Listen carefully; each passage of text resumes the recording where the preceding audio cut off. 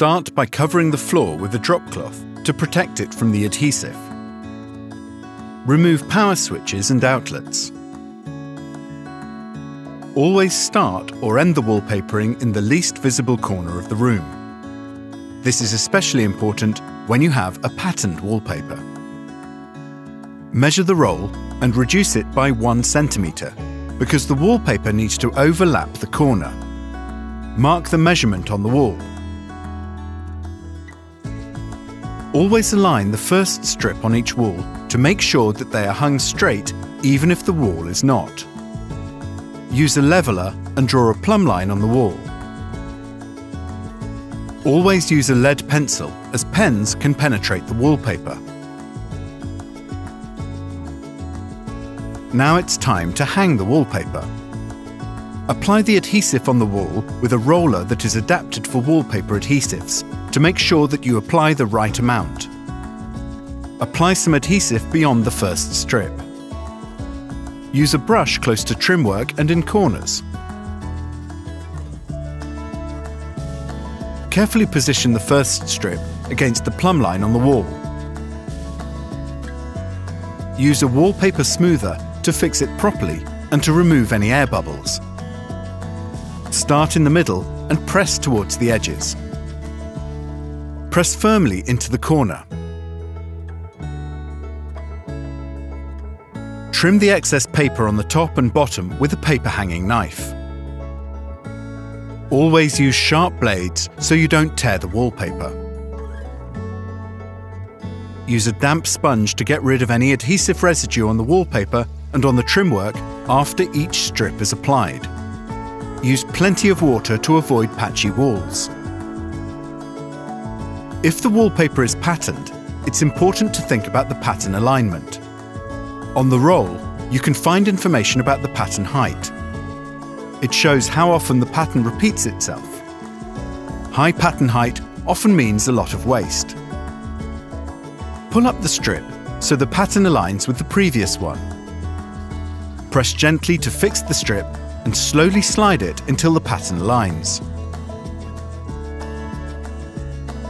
Smooth out the wallpaper in the same way as before.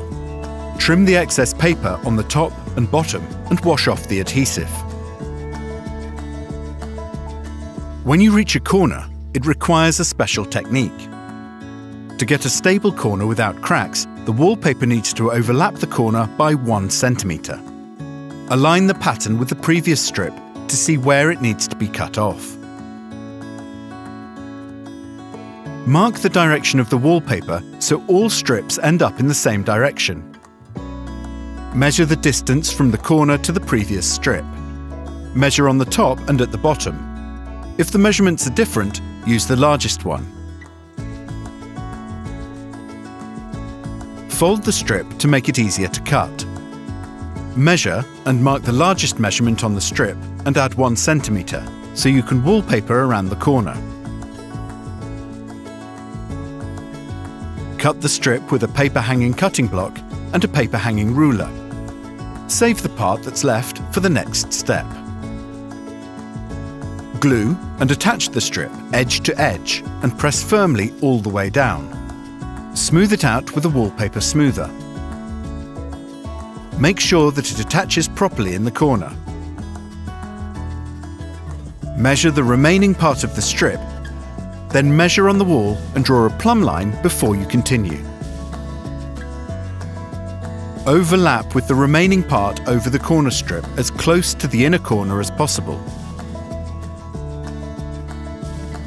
Make sure that the strip is straight and that the pattern is aligned. When wallpapering around a window, you need to put some adhesive on the window frame so that the wallpaper covers any gaps. Pull up the strip and align with the previous one. Press firmly against the window frame and cut with the paper hanging knife. Place a small cut at the corner of the window to release the tension in the wallpaper strip. Press the wallpaper against the top and bottom edge of the frame. Use the same technique when wallpapering around a door. Repeat in the same way in the rest of the room.